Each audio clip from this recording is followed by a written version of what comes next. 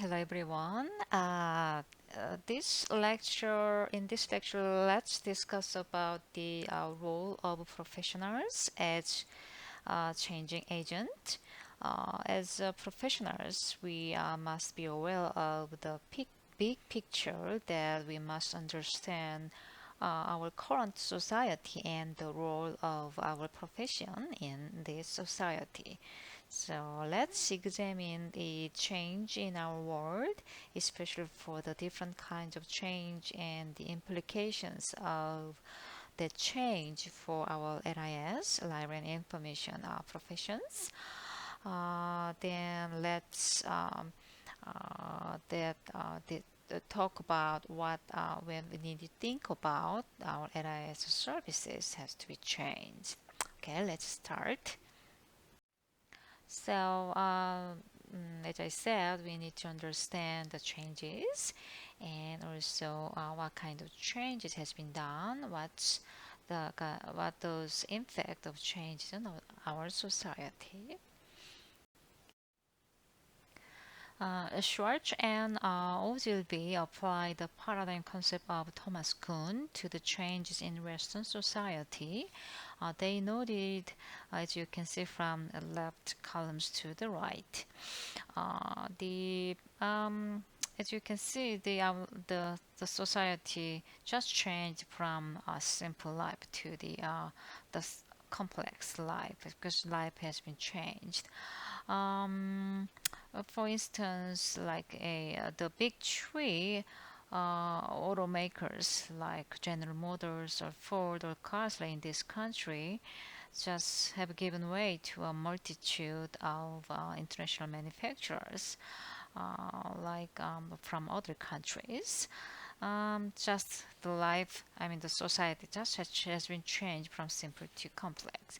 And also the structure of organizations has changed from a traditional hierarchical structure like the military with all the levels, which has specified the levels of authority with communication from top down or from bottom up. It's very specified linear pattern. But now, by contrast, a hierarchy is more fluid and more casual in organization and communication. So, in people in current days, this change the structure enables people at any point in the organization to have access to decision maker at any level and in ours the library and information systems like indexing system which can be made more flexible and responsive to the need of clientele by using natural language searching or by creating multiple access point using many indexing terms, etc. And also this evolution of advanced from physical or mechanical object to a virtual reality. So it's from mechanical to holographic. So uh, not long ago, right? We used to go to the library, but nowadays we have a virtual library that enables us to browse the text on our computer screen, select the time, and check it out via the inline. So so we have seen many examples of virtual reality in video games where the player may be driving a race car or the hunting wild animals in a jungle, right? And the determinate solutions are not possible in a complex society. Nothing has definite answers. But then the, some this kind of complexity in contemporary society leads to insolvable problems. For example, we ask questions about our society and seek answers which are not forthcoming. We have very complex society. We have some social problems that not may have been contemplated, and it's not resolving as simple as it looks like. So, and also also the causes of phenomena have also become more complex. Mutually casual suggests that there isn't a straight line cause and effect relationship, but then nowadays influence goes both ways, and a researcher can influence effects. Um, well, the uh, like there is a poverty problem in old days. We can just suspect there is, because of poverty it caused and some effect, some result, but then it's not actually simple. There must have some rising cost of living and more issues. Those have multiple causes, and so as information professionals, we must resist the urge to provide the simplistic answers to complex questions and problems. But then we have to well that there isn't just linear causal, but then there must have some mutually causal, some causations. And the term objective refers to things outside of our thought and feelings, right? So the term suggests the presentation of facts about a bias, but it's commonly suggests that we should be objective about an issue or a person, but individuals are influenced by their experiences over time, and we form opinions about the issues. So since we can be totally objective, we need to aware of, we have to recognize that we have a perspective, and it's actually an important perspective. So we must be aware of our perspective on issues and be willing to announce our biases when dealing with some sensitive issues.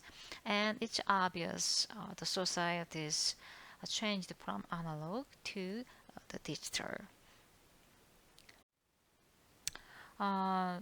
Let's take a look about what's the paradigm. Um, Paradigms are like the boxes we use to contain our values about the way things should work. And paradigms are also socially constructed, and they describe the right way and the wrong way, the just and the unjust, the logical and the illogical for any one group of people or any one culture. So when someone is thinking outside the box, it's likely that they have transcended the boundaries of dominant paradigm. Also, straying outside the line is also another way of suggestion of violation of the limit of the paradigm governing the situation. And the concept of paradigm is difficult to grasp because it can refer to very broad concepts and cultural entities, while relating to a narrow environment such as an academic discipline or organization. As you can see from the Merriam-Webster, the dictionary says a philosophical and theoretical framework of scientific skill or discipline within which theories, laws, and generalizations and experiments performed in support of them are formulated.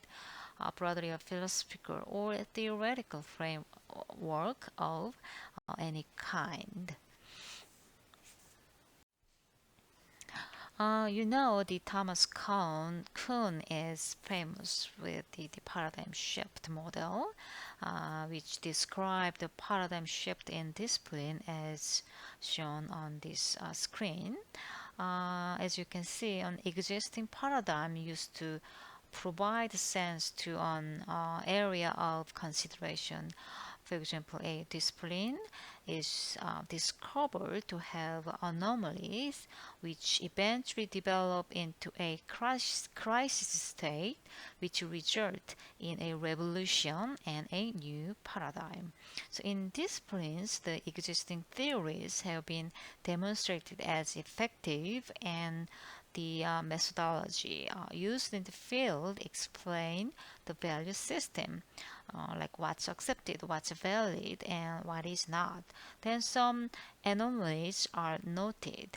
When a sufficient number of anomalies are recognized, there is a crisis, and the luminaries in a field are at odds.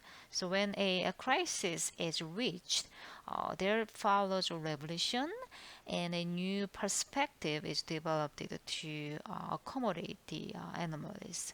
So a new paradigm has become dominant, and the cycle commences again. So paradigms help us to understand what acceptable knowledge is and why people think and believe the way they do. As paradigms have shifted in society and academic disciplines, so if paradigm shifts occurred in professional serving society, especially in our professions. The shift is from bibliographic to a client-centered paradigm. This shift is from a preoccupation with the housekeeping, the information packages, to a concern for the users of information. So without users, there would be no need to manage information, and yet some in library and information discipline have only transitioned from a focus on the format like a book to a focus on content information. So while their new paradigm may sound more up to date, it lacks a substance if it doesn't put people first. So, the traditional paradigm value the acquisition, collection, organization, storage, and making accessible the record of society, which is bibliographic paradigm, right? And then it moves to the people's paradigm. Kurtau mentioned her 1993 article says the library and information science has centered on the source and technology. Libraries have developed sophisticated systems for collecting, organizing, and retrieving text and have applied advanced technology to provide access to a vast source of information. This bibliographic paradigm of collecting and classifying text and devising search strategies for their retrieval has promoted a view of information use from the system's perspective. For the most part, library and information science has concentrated on the system's representation of text rather than on users' tasks, problems, and process in information gathering. So, as you can see, she uh, pronounced that we should move from bibliographic paradigm, I mean the traditional paradigm, to new paradigm as people focused, concentrating on users' task, problems, and process in information gathering.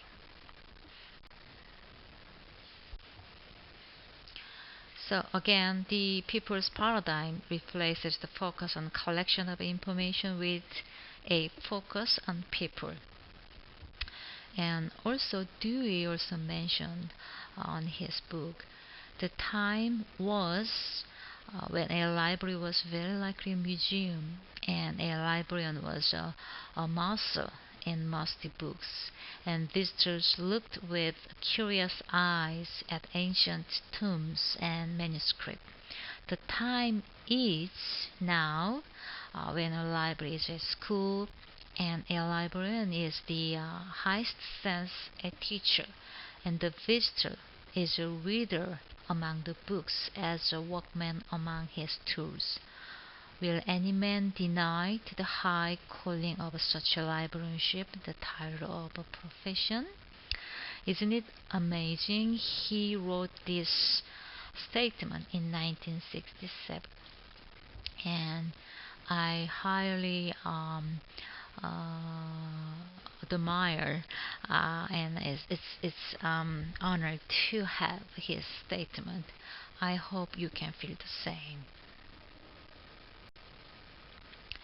So we should move our service to user-centered. So information service should be provided based upon the result of a systemic community analysis. I think we can take a look how to analyze the user's needs. I mean community needs. We need to analyze their needs. So user studies are one of the most important features in our duties and practice of any information agency. Okay, so these three or four slides are from the paradigm shift uh, slides that I couldn't record, and I feel so sorry. I just didn't have time for recording, so I copied the slide in here, and I hope you can read that again and remind what our uh, current role should be in this society. So we need to think about what role of professionals, like by library types, and also how can you prepare for the radical changes of technological development as serving information professionals. I think I asked these questions on your discussion board, not for this week, maybe the other weeks. Okay, so let's think about it. Okay, so it's just brief introduction about our shift as a professional. I mean, like NIS professions, and so the what we the as we have to change our roles as to update to along with our society has been changed. Okay.